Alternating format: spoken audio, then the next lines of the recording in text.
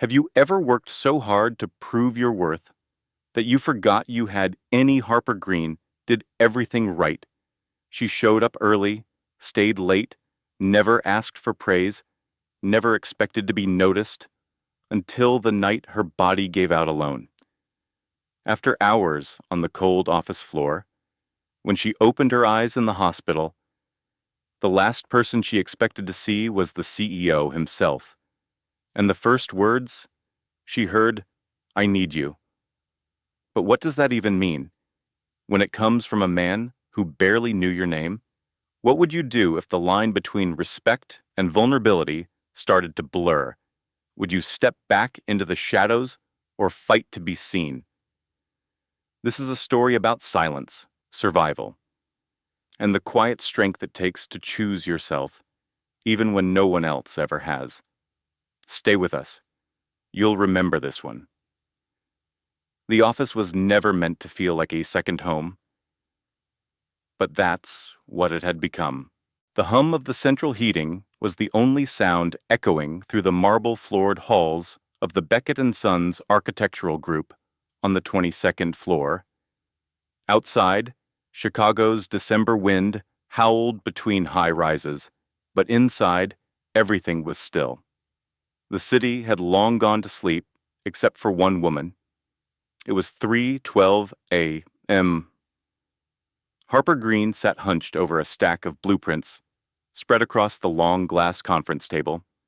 Her glasses had slipped slightly down her nose, and the tips of her fingers were numb from typing and sketching for hours on end. The fluorescent lights above buzzed faintly, casting a pale glow over her face, which had lost most of its color. The air had that sharp, paper-dry chill of over-conditioned offices at night sterile, unforgiving. She'd been working since 8:0 a.m. the day before, stopping only for cold coffee and the occasional stretch of her aching back. A deadline loomed, as it always did. Tyler Beckett, her boss, her CEO, the man no one dared interrupt, was scheduled to present a major urban renewal plan in just 5 hours, and no one knew the tangled coordination of that proposal better than Harper. No one else had stayed this late. Again. She blinked hard. The lines on the page swam, twisted, blurred. She pushed her palms into her eyes, took a deep breath, and told herself she could finish it. Just another hour. But her body disagreed. With a suddenness that startled even her, her vision darkened at the edges, and the floor rushed up to meet her. Papers flew as her knees gave way. There was no sound, no cry, just a soft, sickening thud as her body hit the tile. The building remained silent, except for one office. Tyler Beckett sat in his corner office, with the blinds half open. The amber glow of a desk lamp lit his face, hollow and sharp, in the late hours. He hadn't left either. In truth, he rarely did anymore. Sleep had become a luxury he no longer chased. Grief, once sharp, had dulled into a relentless hum that clung to his days like fog. He stayed because working late helped him forget, if only a little. He didn't hear Harper fall. Not at first. What he did notice was the light in the adjacent conference room, the one she always used when the office was empty. It had gone oddly still. Then came something subtle, a faint sound, like the thump of a dropped book, or a chair scraped, wrong against the floor. Or maybe, if he were being honest, the kind of sound he'd trained himself to ignore until now. He stood slowly, adjusting the cuff of his shirt as if buying time, as if he wasn't suddenly filled with a tightening dread he couldn't name. When he turned the corner into the conference room, he froze. Harper lay crumpled on the ground, half on her side, her head resting near the corner of the table leg. Her brown hair, usually neatly tied back, had fallen loose. One shoe was missing. Her lips were pale. The pen still clutched in her hand had rolled out beside her, smearing ink across a drawing she'd been finalizing. For a moment, Tyler didn't move. It had been a long time since something hit him in the chest like that. Then instinct took over. He dropped to his knees, his voice low and sharp. Harper, Harper. He reached for her wrist, fingers shaking, a faint pulse, too faint. He pressed his hand to her cheek, cold, breathing barely. His voice cracked as he tried again. Hey, look at me. You're okay. Come on. No response. And then, as if pulled from the edge of somewhere too far to name, her eyelids fluttered. A fragile sound escaped her lips. Tyler. Not Mr. Beckett. Not sir. Just his name. Like it had never been said before. That simple word did something to him. It cracked through the armor he'd worn for years, maybe his whole life. I'm here, he whispered. You're all right. I've got you. But before he could say more, her eyes rolled back and her body went still. Panic surged through him. He pulled out his phone and dialed 911, his usually measured tone replaced with a raw urgency. I need an ambulance. Now. She's unconscious. Faint pulse. Yes. 22nd floor, Beckett Tower. He didn't leave her side. Not when the paramedics arrived. Not when they lifted her onto the stretcher. Not when they asked if he was family. He only said, I'm the one who should have noticed sooner. As they wheeled her out into the hallway, her satchel lay forgotten on the floor. The zipper was half broken, and a small photo peeked out a picture of a lake. Maybe Minnesota. He picked it up, tucked it into the bag, and followed quietly behind. And in that moment, he knew, whatever lines had once separated them titles, desks, floors, they no longer mattered, because something had changed. And it began with 4 words he hadn't planned to say. I need you. Harper. Most people didn't notice Harper Green when they passed her in the hallway. She had that kind of presence that gently faded into the backdrop, neither demanding nor retreating, just quiet, efficient, always exactly where she needed to be, no more, no less. Her heels never clicked too loud on the floor, her voice never carried beyond a polite tone, and her desk positioned just outside the CEO's suite was always impeccably arranged laptop at a perfect angle, notes, handwritten in small, looping script, and a single mug with faded lettering that read, Minnesota land of 10,000 lakes. She had been with Beckett and Sons for almost 6 years. Most didn't know her name until recently. They assumed she was temporary, a contractor, maybe an assistant who hadn't left yet, but she had stayed, year after year, filing reports, correcting travel logistics, coordinating schedules, and quietly fixing the mistakes no one else bothered to see. She was the kind of person who kept the machine running without needing a spotlight. Each morning, Harper arrived by 7:15, never a minute late. Even on the worst Chicago days, when Lake Michigan winds cut through coats like knives, she would step inside the lobby in her long tan wool coat, cheeks reddened, gloves clutched under one arm, hair tucked behind her ears. She always brought lunch from home, half a sandwich, sometimes an apple, a bottle of unsweetened tea. Her desk drawers were lined with neatly folded napkins and a small stash of peppermint gum. On Mondays, she wore navy. On Fridays, she wore gray. After hours, when the lights dimmed and the cleaning staff shuffled through, Harper remained at her desk or inside the conference room, reviewing blueprints or preparing end-of-week summaries for the firm's most critical clients. No one told her to. She just did. Nancy Myers, the firm's longtime office administrator, noticed. Nancy was in her late 50s, sharp-eyed, kind when she wanted to be, and blunt when she needed to be. She had worked with 4 CEOs, outlasted 2 mergers. and once chased a senior partner into the elevator just to make him return an overdue equipment invoice. Nothing got past her. One evening, a few months before Harper collapsed, Nancy stopped by Harper's desk with a leftover muffin and a wary look. "You're still here?" she asked, arms folded. "It's almost 8. Harper looked up from her screen, blinking, slightly startled.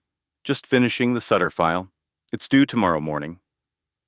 Nancy narrowed her eyes. "And you're the only one who can do it." Harper gave a soft smile. "I'm the only one who knows where everything is." That was true. Harper didn't just keep the logistics. She carried the knowledge, the small, quiet details others forgot. She remembered which clients preferred email over phone calls, which architect never spelled their own name the same way twice, and which documents needed reprinting because the color balance was slightly off. Nancy sat on the edge of the desk. "You remind me of my sister," she said, picking at the edge of the muffin wrapper. "Worked herself into the ground because she thought being tired was a badge of honor." Harper didn't answer right away. She saved the file she'd been working on, leaned back slightly in her chair, and said, almost to herself, "Sometimes when you stop moving, everything else catches up." Nancy didn't push further. She just placed the muffin on a napkin and said, "Eat this. I'll pretend I didn't see you after 7. When Harper went home each night, it wasn't to a bustling family or warm apartment filled with laughter. She lived alone in a small 2-bedroom bungalow west of the city. The house had creaky floors, an old gas heater that sputtered in cold snaps, and a kitchen painted soft sage green. It was quiet there, too quiet, some might say, but to Harper, it was peace. She'd make a cup of herbal tea, light the lamp on her nightstand, and sometimes, if the day hadn't completely drained her, she'd pull out a leather-bound notebook and sketch. The drawings weren't complex, mostly empty rooms, soft lines, stairwells, light from unseen windows, but they meant something to her. They reminded her of who she had been before she gave it all up. Harper had studied interior architecture in her 20s. She had even won a local design contest for transforming underused spaces into community art installations. But then her father fell ill. Years of caregiving, bills, second jobs, it all stripped away the part of her that once imagined she might leave her mark on a building, on a city, on anything. After he passed, she never returned to school. Instead, she took a job that offered stability, routine, silence, and it suited her until it didn't. Because even silence can start to feel like a burden when no one remembers to ask how you're holding up.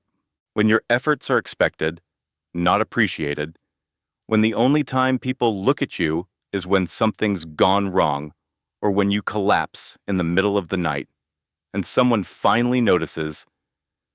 But Harper never said those things, not aloud.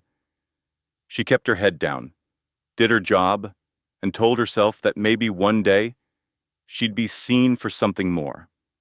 And perhaps, in some quiet corner of his mind, Tyler Beckett had already started to see. He just didn't know it yet. There was something about Tyler Beckett that kept people at a distance, even when he didn't mean to. It wasn't just the suits custom-tailored, dark as dusk, always paired with muted ties or the corner office, with the frosted glass that seemed more like a fortress than a workplace. It wasn't even his title as CEO of Beckett & Sons, a firm once started by his grandfather, with blue-collar hands and a coffee thermos always within reach. No, Tyler's distance came from something quieter, an air of unreachability, a silence too clean, too still. He wasn't cruel, just absent, somehow. Even when present, he listened without interrupting, spoke only when necessary, and carried the weight of authority like a second skin. People respected him, many feared him, a few resented him, but no one knew him. In the first year after his wife died, he rarely left the office before midnight. Some said he was coping through overwork. Others whispered he was haunted by the accident. The truth was, both simpler and more complicated work was the only place he didn't have to explain himself. It was the only space that didn't ask questions. He and Jessica had been married 8 years when the bridge collapsed. She had been managing logistics for a field project, an urban park renovation along the edge of Lake Michigan. A freak storm, a structural miscalculation, an error in the subcontractor's materials. No one could fully explain what happened. All Tyler remembered was the sound of his phone ringing as he sat in a boardroom reviewing blueprints, then the silence after he dropped it. He stopped visiting the lake after that. He buried himself in concrete and design plans, in board reports, in order. But the ghost he couldn't outrun wasn't just Jessica. It was what came after the death of his younger sister, Kira. Kira Beckett had been the dreamer of the family. Where Tyler saw angles and efficiency, she saw texture, light, stories. She painted murals in abandoned buildings and believed forgotten places deserved second chances. She had pitched a campaign called the Lighthouse of Silence, a project to turn old coastal lighthouses into reflection centers for people dealing with grief, loss, or simply the noise of modern life.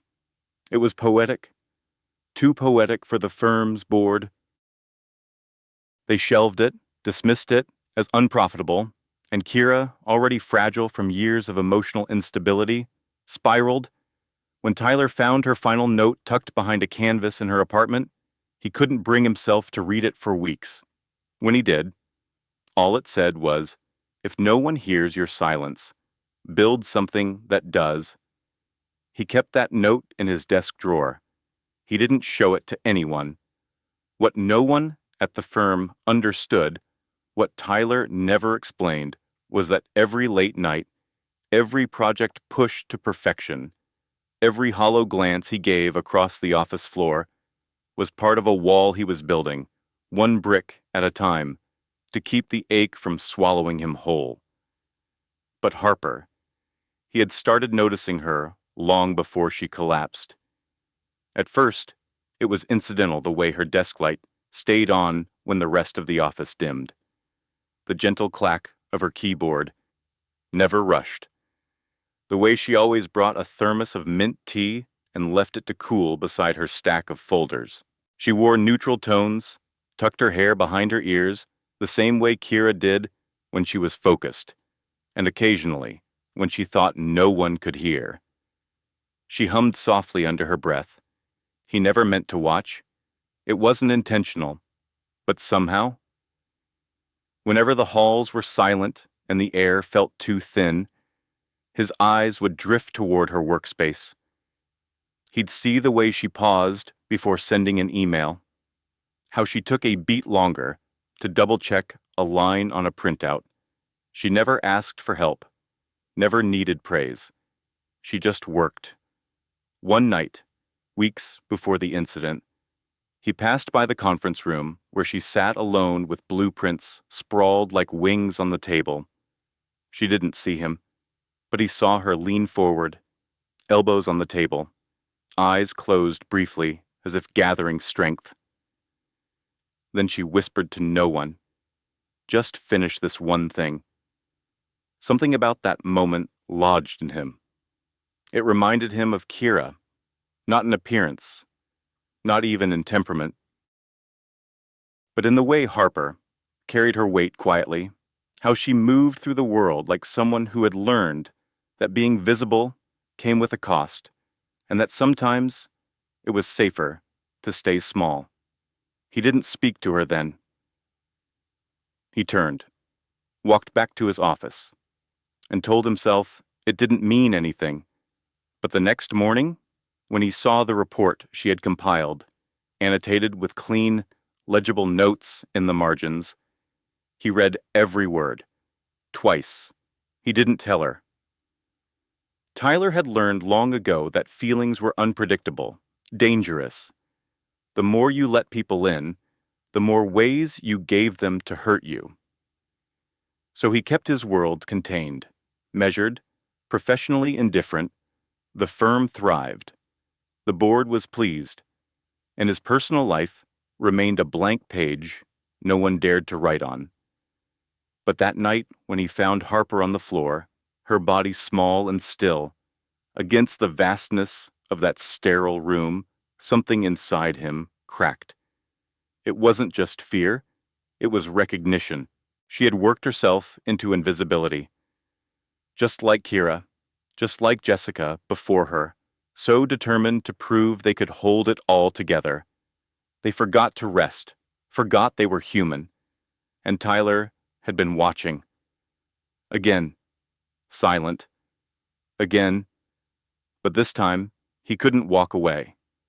As he sat by her hospital bed the next morning, sleeves rolled to the elbows, his tie discarded, and eyes ringed with exhaustion, he realized he wasn't just afraid of losing her.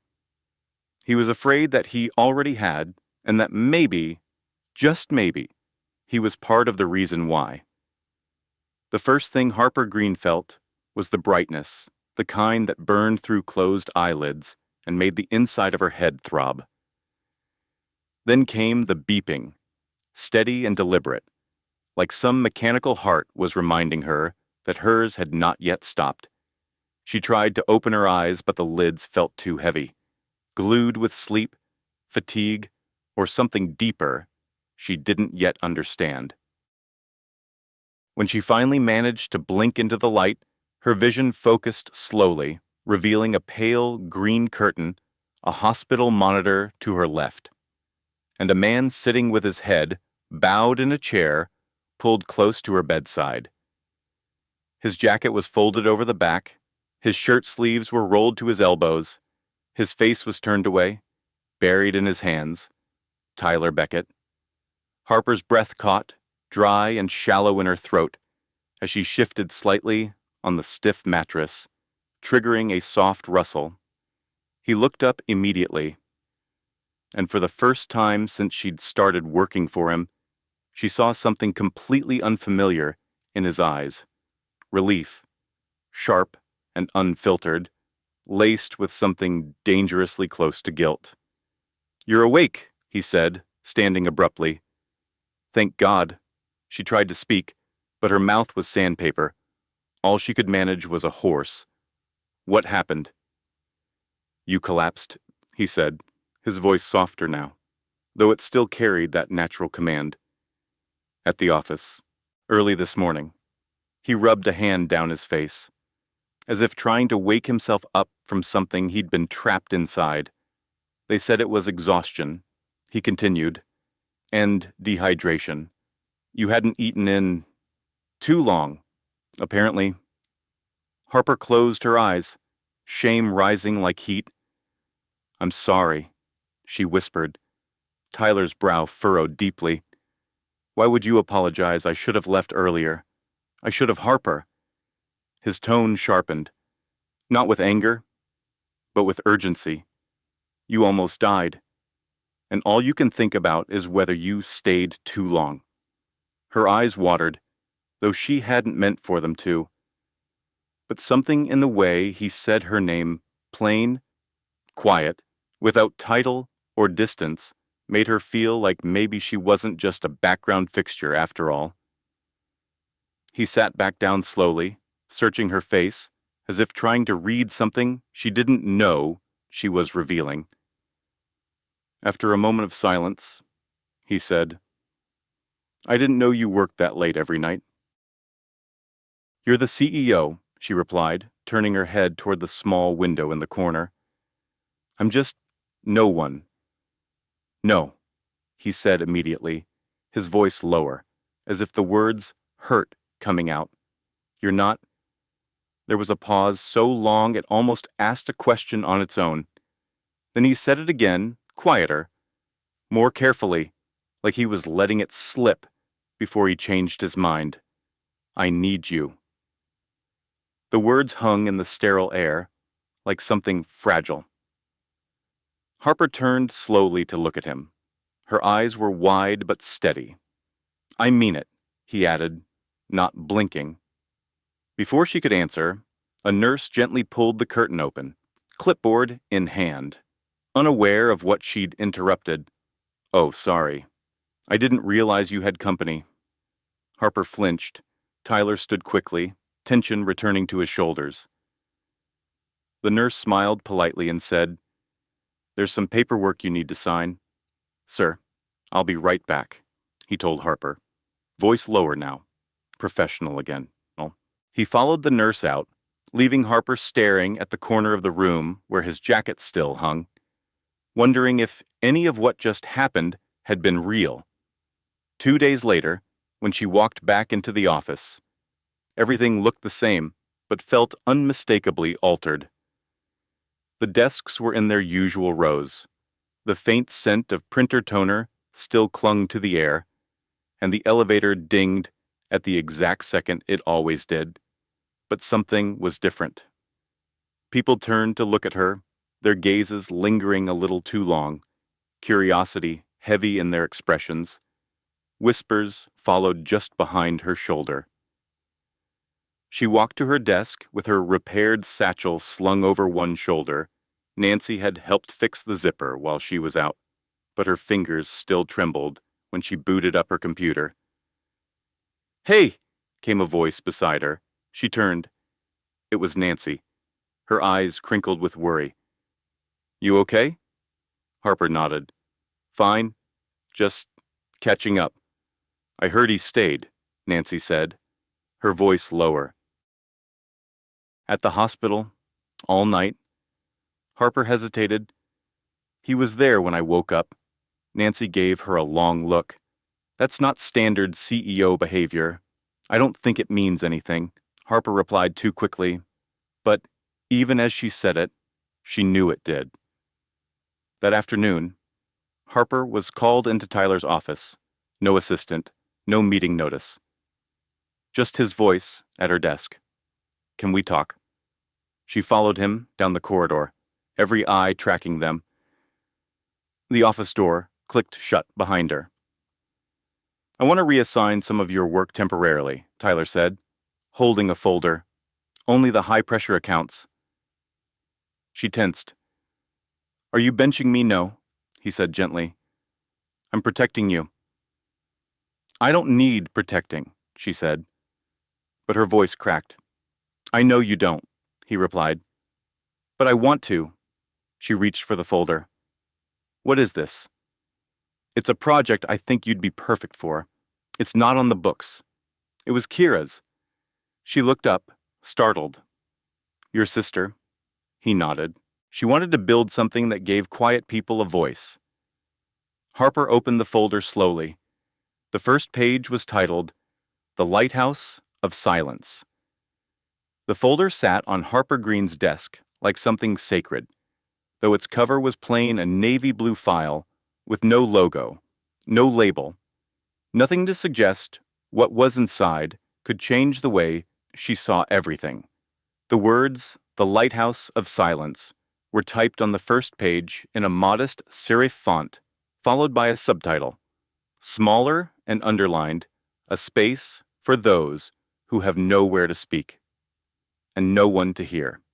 She stared at it for a long time before she turned the page, her breath steady, almost reverent. And then she began to read. The project proposal was unlike anything she'd seen come through Beckett and Sons. It wasn't just about structure or commercial purpose. It wasn't designed to maximize floor space or impress donors with glossy finishings. It was intimate, human. It spoke of light, shadow, acoustic quietude, and the way certain buildings could make a person feel like their silence had weight. The architectural notes were interspersed with handwritten sketches, rough but graceful, each drawn by a different hand than the typed lines. The curves were softer, more emotional. And there, in the margins, she recognized the initials K.B. Kira Beckett. Harper closed the folder after an hour, both moved and unsettled. Later that day, Tyler called her into the glass-walled conference room, an unusually open gesture from a man who lived behind doors. He was already there when she arrived, standing near the whiteboard, sleeves rolled, tie loose, as though he had forgotten how formal he was supposed to look. "You read it?" he asked without turning. "I did," she said.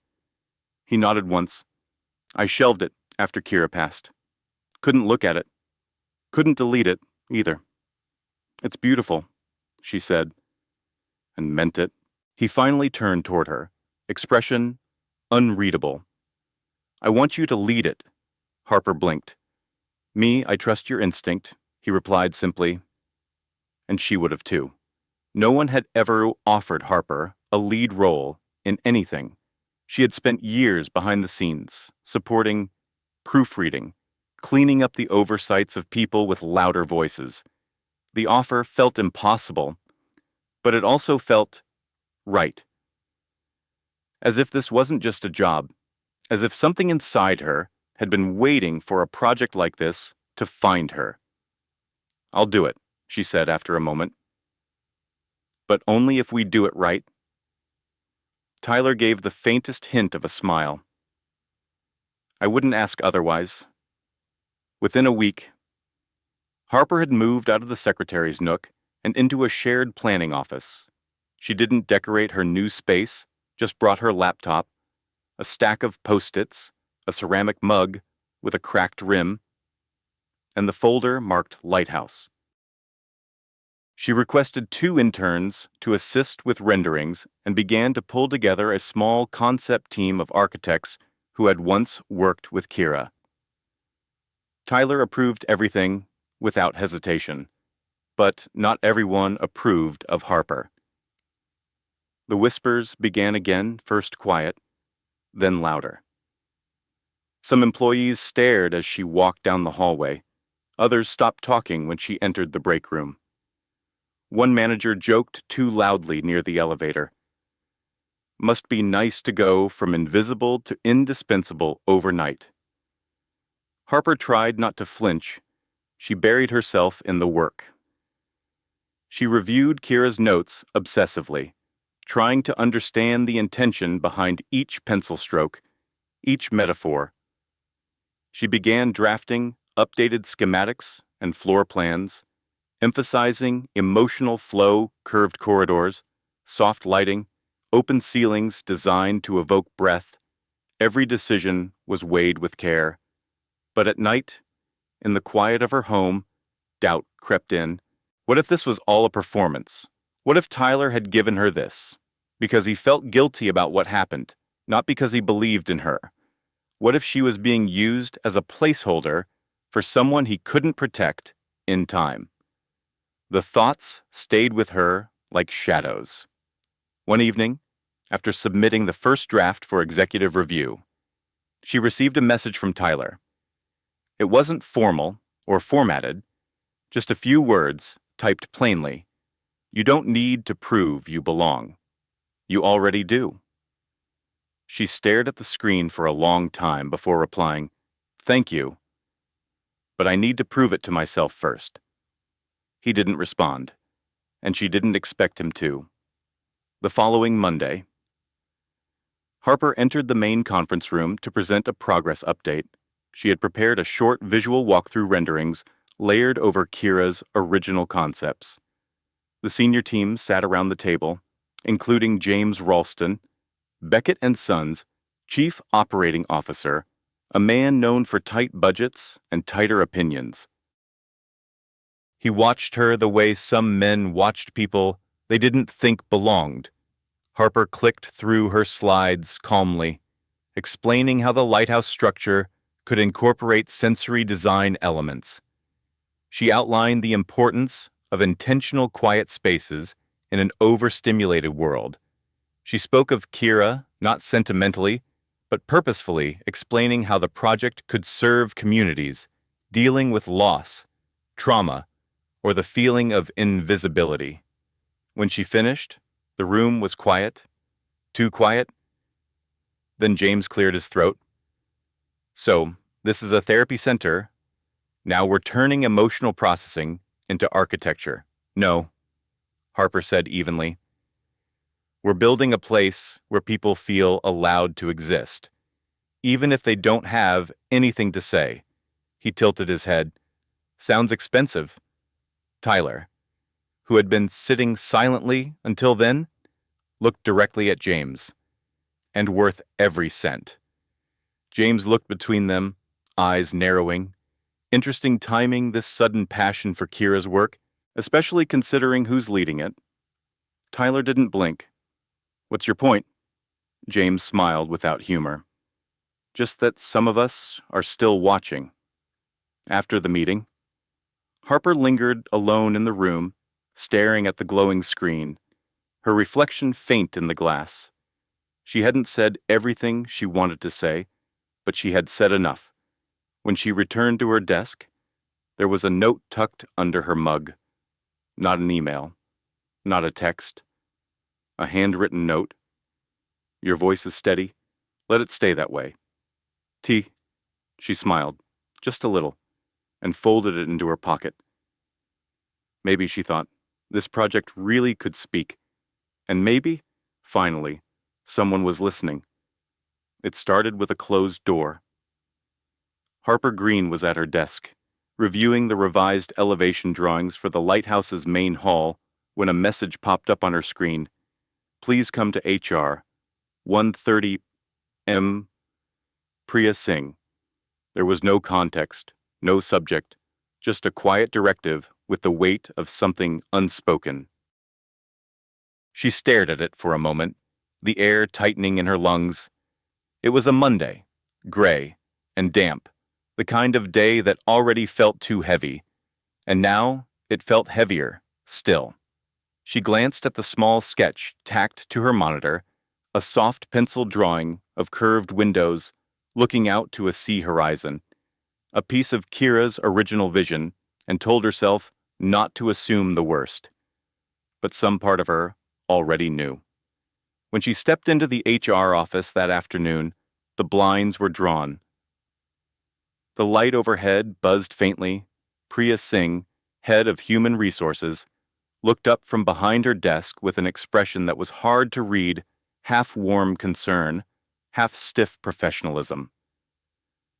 Harper had always liked Priya. She had a way of making difficult conversations feel less like accusations. But today, even Priya looked uncomfortable.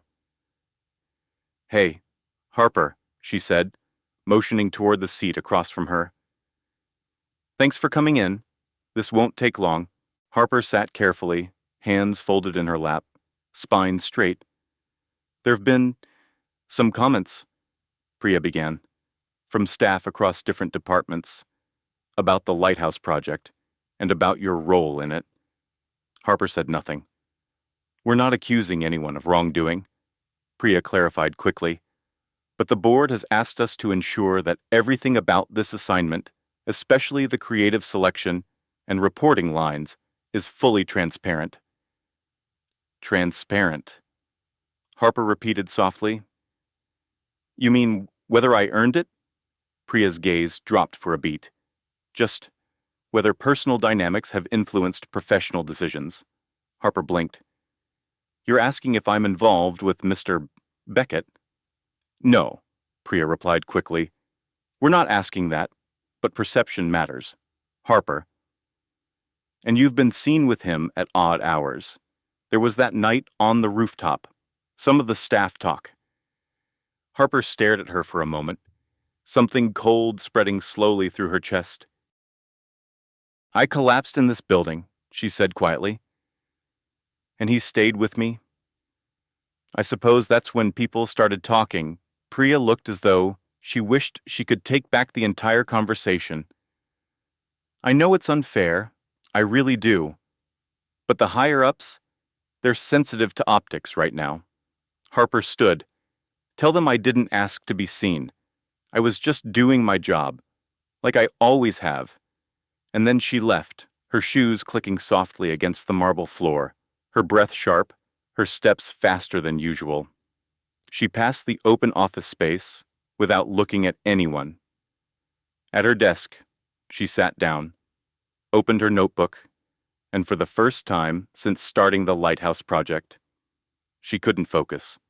Her hands trembled. She had known this would come, somewhere deep down. She had felt it from the moment Tyler handed her that folder. She had told herself she could carry the weight of it, the whispers, the stares, the undercutting, but in this moment, she felt small in a way she hadn't since she was a girl. She didn't cry. She just sat very still until she saw him. Tyler stood in the hallway just outside her office window, arms crossed, his gaze fixed on the far wall, as if he, too, was waiting for something to break. She rose and walked to his door. "I want to talk," she said without asking. He nodded and stepped inside. The room felt unusually cold. Or maybe it was just her.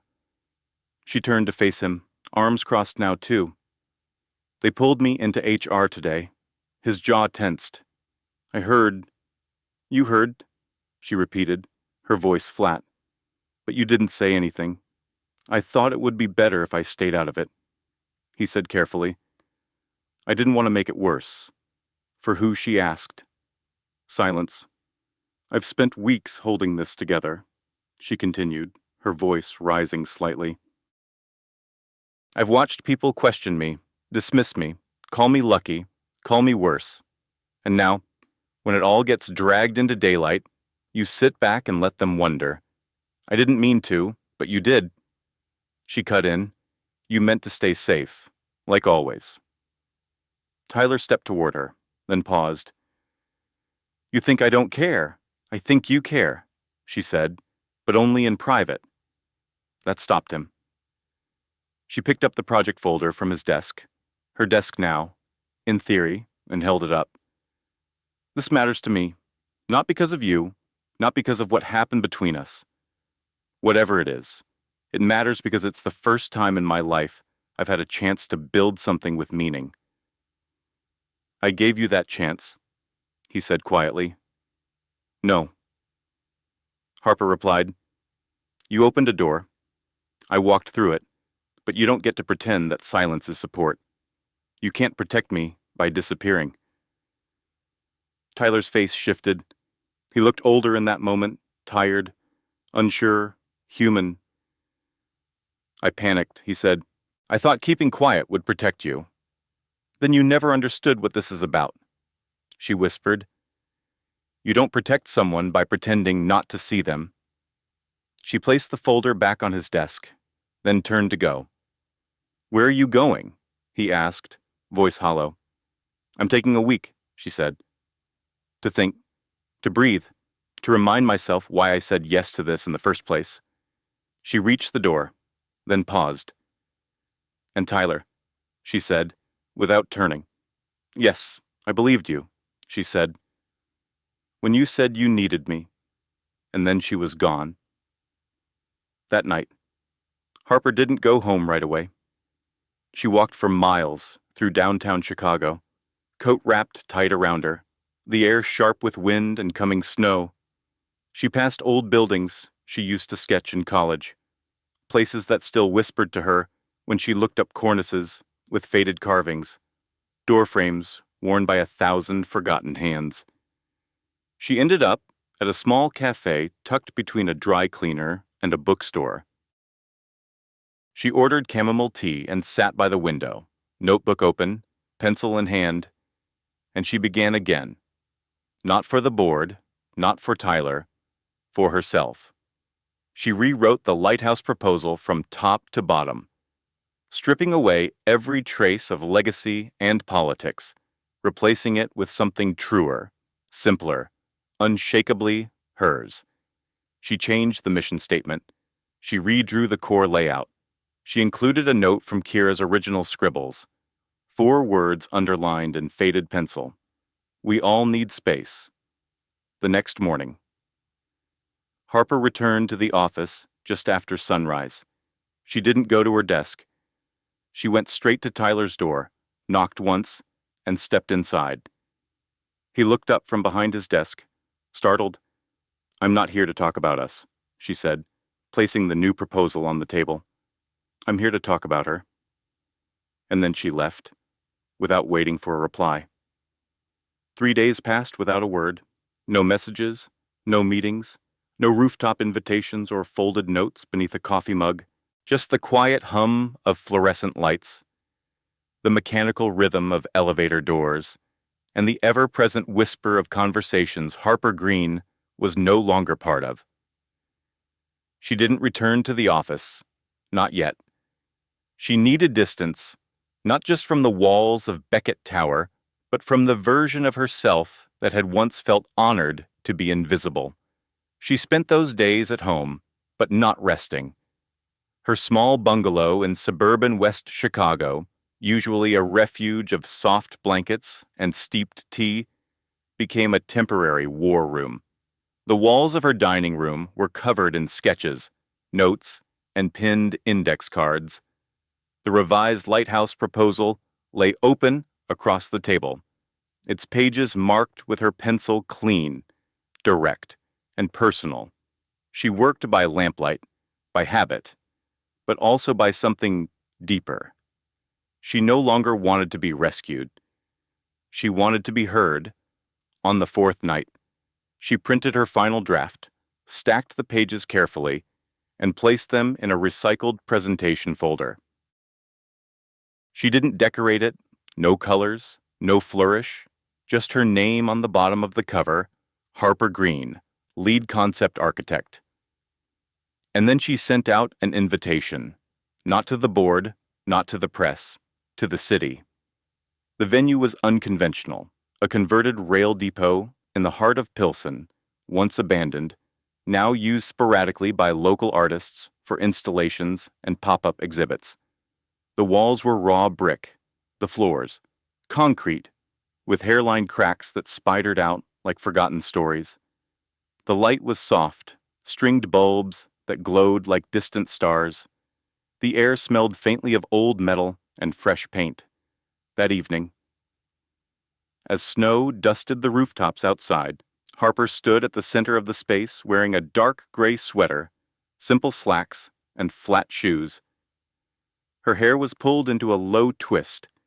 She wore no badge, no label, just presence. Mounted on the walls were large panels displaying conceptual renderings of the Lighthouse of Silence, now re-envisioned in full. They were layered with Kira's original sketches, respectfully integrated, never erased. Each panel held a quote from Kira's handwritten notes, like whispers across time. Grief doesn't make you weak. Silence doesn't mean you're fine. Not everyone wants to be fixed. Some just want to be heard. And near the entrance, printed in bold serif type, under a sketch of a curved room with a single bench beneath a circular skylight. We all need space. Harper watched as the room slowly filled. People arrived, friends, colleagues, strangers, architects from old design schools, former interns who had quietly admired her work, Nancy from the front desk with a scarf wrapped around her neck. Even Priya from HR came, hands folded nervously, then relaxed upon seeing Harper smile. Someone asked, "Is this Beckett and Sons' official relaunch?" Harper answered softly, "No, this is mine." Halfway through the night, as a quiet hum of voices filled the depot, someone else arrived unexpected but not unwelcome. Tyler Beckett stepped through the double doors in a wool coat, shoulders squared, eyes scanning until they found her. He looked different somehow, less guarded, maybe even unsure. He didn't interrupt, just walked the room in silence, studying the panels, tracing Kira's handwriting with his eyes. When he reached the final wall, he paused longest. Then he turned. Their eyes met across the space. No one spoke. No one needed to. Later, As guests began to leave, Harper stood by the entrance with a stack of handouts, her redesigned proposal now printed, distributed not just for approval, but for understanding. One attendee, a woman in her 60s, wearing a deep green shawl, stopped and touched Harper's hand gently. "I lost my son 3 years ago," she said. "I didn't know there could be a space for that kind of pain. Thank you." Harper nodded. Words caught somewhere in her throat. When the room finally emptied, only Tyler remained. He approached slowly, hands in his coat pockets, his steps deliberate. "This isn't what I expected," he said. "What did you expect?" she asked. "I thought maybe you'd be angry, that this was a way to walk away from it all." "It's not," Harper said. "It's a way to step into it. On my terms." He nodded, then looked around. "She would have loved this," he said, eyes glistening faintly. "I hope so," Harper replied. "You saved it." "No," she corrected. "I gave it a voice." Tyler was quiet for a long time. Then he said, "I let you down." "Yes," she answered, because truth had no place for pretending. "I thought staying silent would protect you," he said, "but all it did was make you carry it alone." Harper looked up at him. "I don't need you to carry it. I just need you to stand next to it." He met her eyes. "Then that's what I'll do, starting now." She nodded. "Good." "Because the lighthouse deserves that." He smiled, then not the clipped, polite smile she'd seen in meetings, but something gentler. "Real. Harper," he said, "you didn't just rebuild her vision. You built something of your own." "I know," she said. And in that old train station, filled with the echo of a woman gone too soon, the breath of ideas finally given shape, and the stillness of two people learning how to stay in the same room without running, Harper Green found something she hadn't felt in years. Not victory, not vindication, clarity. The envelope was simple, unmarked, slipped beneath Harper Green's front door just before dawn. She found it while making tea, the soft scrape of paper on wood catching her attention in the stillness of her quiet home. There was no name written outside, but she recognized the handwriting on the folded note inside, immediately angled, controlled, a little hesitant, Tyler Beckett. She read it twice before she moved. "There's a place Kira loved, on the edge of Gull Lake, Minnesota. She used to sketch there, even when there was nothing to draw but trees. I haven't been back since she passed, but I want to finish this there, with you. No boardrooms, no titles, just us and her story. If you want to."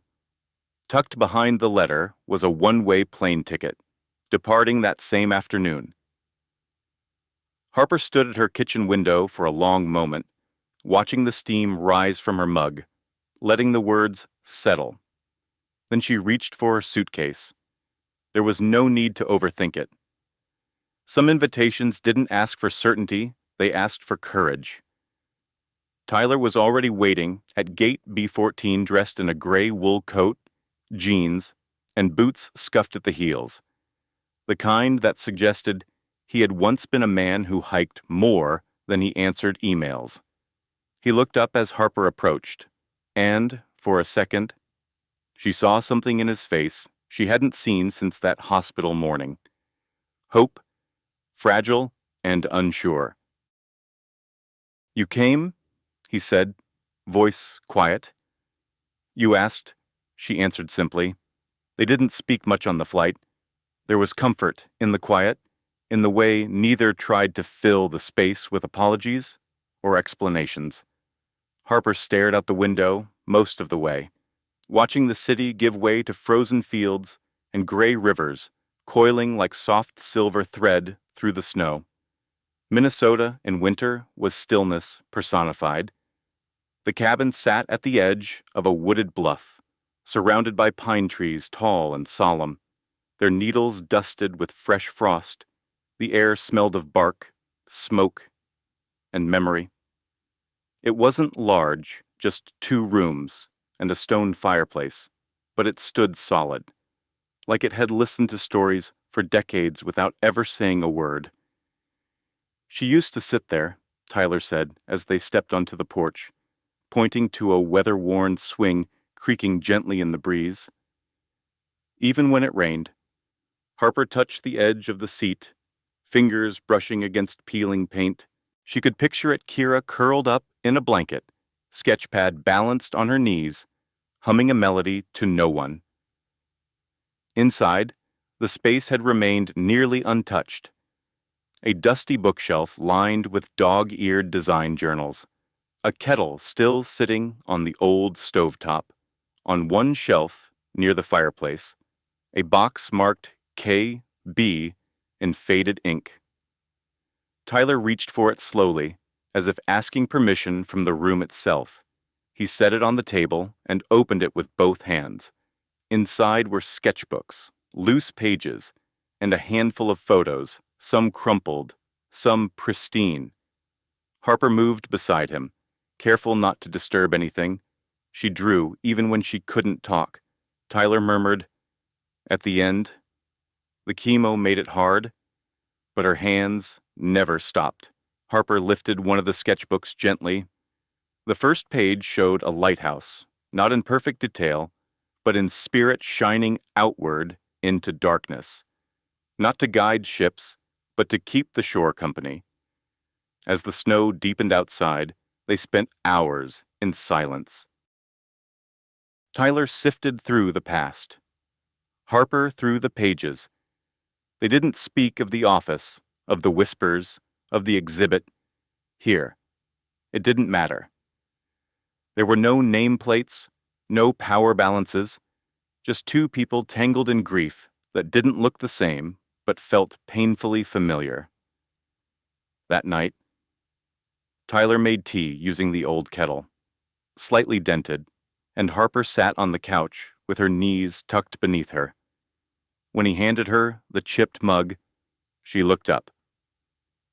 "Thank you," she said, not just for the drink. He didn't reply, only sat down across from her, close but not too close, and stared at the fire. "She used to sing to the trees," he said after a while. The flicker of flames dancing across his face. Harper turned to him, eyebrows raised gently. "Kira," he clarified. "She said if you treated nature like it had a soul, it would keep your secrets." "She sounds like someone I would have liked," Harper said. "She would have liked you," he replied, voice dipping softer. They sat in silence for a while after that, listening to the wind in the pines. Later, as Harper prepared for bed in the small guest room, she stood by the window, looking out into the woods. No phone signal, no city noise, just wind, stars, and snow. She didn't feel lost. She didn't feel confused. She felt suspended between grief and healing, between a life she knew how to endure and a life she wasn't sure how to ask for. In the morning, she found Tyler outside, splitting firewood, sleeves rolled, breath visible in the cold air. "You're not terrible at that," she said from the porch. He looked up, grinning, going for rustic charm. "You're halfway there." She smirked. They smiled at each other, genuine, unforced. Later, while flipping through Kira's last sketchbook, Harper noticed a sealed envelope tucked between the pages. On the front, in soft handwriting, "For the person who brings this to life." Her breath caught. "Tyler," she called. He came quickly, saw what she held, and sat beside her. Together, they opened it. Inside was a short letter. "If you're reading this, it means you saw more than slides and slogans. You saw the heart. I don't know who you are, but thank you. You gave my story an ending, or maybe a beginning. K.B." Harper blinked against the tears. Tyler reached for her hand, slowly, gently. She didn't pull away. In that quiet cabin where memory lived and forgiveness waited, the two of them sat no longer just a CEO and a secretary, no longer the remnants of a broken company or the echoes of old pain, just two people who stayed. And that, for the first time, felt like enough. The elevator doors opened with their usual quiet chime, but to Harper Green, the sound felt different now, sharper, more deliberate. She stepped out onto the 22nd floor of Beckett Tower with her shoulders back. Coat still on, folder clutched in one hand like a truth she was finally ready to carry in plain sight. The usual low murmur of conversations fell to a hush as heads turned, whispers followed. The ones who once overlooked her now watched every move. But Harper didn't look away. She didn't stop at her desk. She walked directly to the boardroom. Inside, 3 members of the senior leadership team were already seated, James Ralston among them, predictably smug, fingers steepled as he leaned back in his chair. Beside him was Grace Lynn, an executive whose reputation for fairness was matched only by her sharp intuition. On the far side of the table sat a woman from PR Harper didn't recognize. Typing quietly into a tablet, Tyler Beckett wasn't there yet. Harper didn't wait. "I submitted the final version of the lighthouse proposal this morning," she said clearly, laying the folder on the center of the table. "What you'll find inside is not a campaign about legacy or sentiment. It's not about family politics or executive preference. It's about story, purpose. And the people this project is meant to serve." James raised an eyebrow. "So, we're doing pre-pitches now." "Without scheduling, I'm not here to pitch," Harper said. "I'm here to tell the truth. What you do with it is up to you." Grace leaned forward slightly, her eyes narrowing with interest. "The campaign speaks for itself," Harper continued. "But I'm here to speak for myself at that moment." The door opened, and Tyler stepped in, just behind her. He paused in the doorway, surprised, but said nothing. He didn't interrupt, didn't rush to take over. Harper glanced his way, but kept going. "I worked on this project because I believed in Kira Beckett's vision, because I know what it means to feel invisible.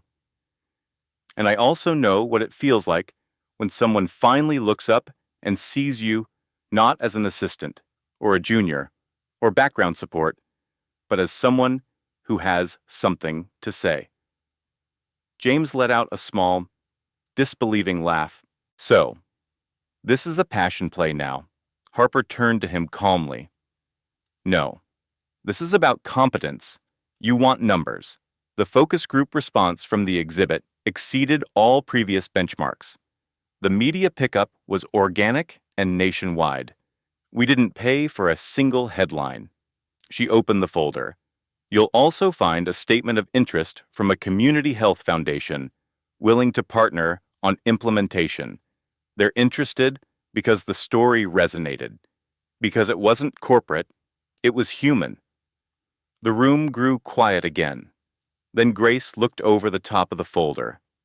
"And what do you want?" "Miss..." Green Harper paused. "I want the campaign approved. For the right reasons. Not because it's wrapped in family name, not because of speculation about what happened behind glass doors, but because it matters." She met Tyler's eyes briefly. He didn't nod. He didn't mouth anything. He simply watched her open, steady. "And if we approve it?" Grace asked. "Then I lead it," Harper replied, her voice even, formally. "On record, and if we don't," James added, almost smirking. "Then I walk," Harper said, without hesitation, "and I take the story with me." Silence fell over the room like the closing of a vault. Even James blinked. Just then, Grace smiled faintly. "It's already been approved." Harper blinked. What Tyler brought the revised draft to the board while you were in Minnesota, she explained. We voted unanimously to greenlight the campaign for full rollout. James's jaw clenched, clearly not pleased, but he said nothing. Grace closed the folder gently. But we waited to offer you co-leadership until we were sure you'd still want it. Harper exhaled slowly. I do? Then it's yours, Grace said. Officially. James stood abruptly and exited without a word. Tyler remained in place. When the room had emptied, Harper turned toward him. For a long moment, neither spoke. Then she said softly, You let me stand on my own. I needed to. He answered, For you, and for me. I wasn't sure you would. I wasn't sure I could. They stood in the silence that followed, not tense, not uncertain, but quiet in a way that felt earned. I still don't know what this is, Harper said. Tyler stepped closer, voice low. Neither do I. But I know it's real. Harper looked at him for a moment, then gave the smallest smile. Then let's build something with it, whatever it is. They walked out of the boardroom side by side, no longer defined by whispers or titles, or the narrow spaces they'd once been confined to. And as they passed through the open office, no one looked away. Not anymore. There was no red carpet, no fanfare, no dramatic announcement blaring across headlines, just a quiet email that went out to Beckett & Sons staff at 9:00 sharp on a Monday morning, with the subject line Lighthouse of Silence Launch Day. Inside the message was a simple video link, a 3-minute campaign reel, and a few lines of copy. No signature, no titles, no ego. And yet within minutes, it began. Across offices and meeting rooms, from project managers to junior designers, from the architecture floor to the IT wing, people clicked the link, and then they watched. The screen opened with a slow pan across a sunlit corridor, concrete walls curved like open arms, soft shadows dancing across the floor. A voice, gentle and unpolished, filled the space. Kira Beckett's voice, pulled from an old demo recording, restored and layered carefully into the campaign by Harper's team. Your worth was never meant to be whispered. You don't need to be loud to be powerful. This is a place for the unseen, the unheard, the ones who carry everything in silence. We built this for you. As the images rolled faces of real people, women, men, elders, children, each sitting in small, luminous spaces designed for reflection, there wasn't a single dramatic flourish, no big brand logo flashing, no manipulation, only stillness and truth. Someone in the back of the room wiped their eyes. No one mocked them. At her desk, Harper Green sat with her headphones on, her hand resting lightly on her chest as she watched the final cut for the 100th time, and still felt that same ache. But this time, it was an ache she welcomed, the kind of ache that came when something mattered.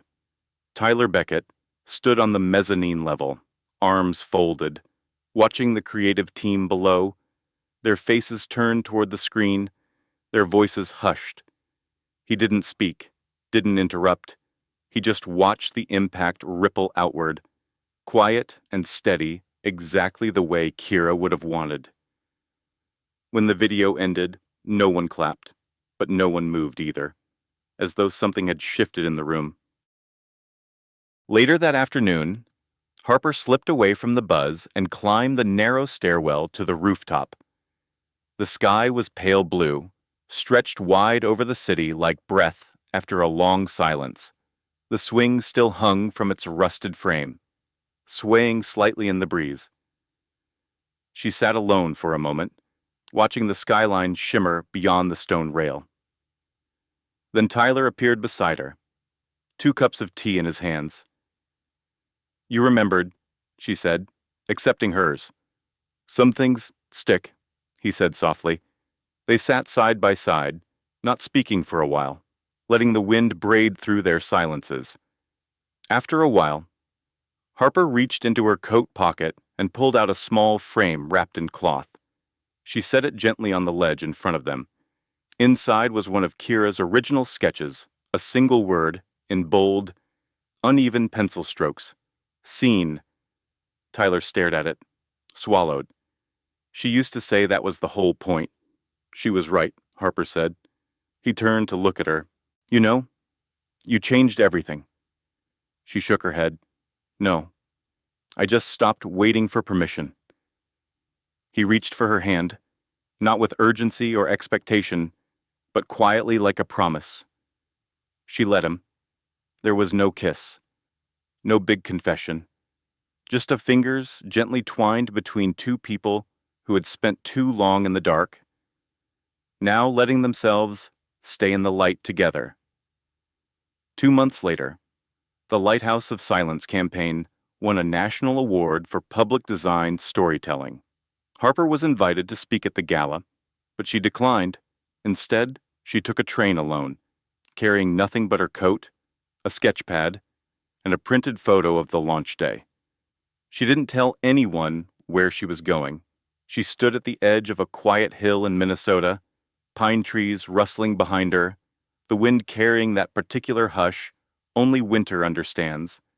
The grave marker was simple: Kira Elise Beckett. 1987-2019, etched into stone with no tagline, no epitaph. Harper knelt, pulled the photo from her bag, slipped it into a plastic sleeve, and tucked it beneath a small pile of pine cones beside the headstone. Then she whispered, "Your voice found its way through. Thank you for choosing me." She stayed there until the sun dipped low, and the light across the snow turned gold. And for the first time in years, she didn't feel like she was surviving. She felt like she was beginning. There comes a time in life when silence becomes easier than speaking, and staying invisible feels safer than being seen. But sometimes, in the quietest corners, a voice begins to rise, not loud, but steady. That was Harper's story, and in many ways, it's ours too. This story reminds us that worth isn't measured by titles, or how many hours we work, or whether people notice us in the hallway. It's measured by how deeply we choose to live in truth, how bravely we show up for ourselves, even when no one is watching. Many of us have spent years putting others first, hiding pain behind responsibilities. But healing doesn't come from hiding. It comes from allowing ourselves to be seen, even when we're unsure, even when we're afraid.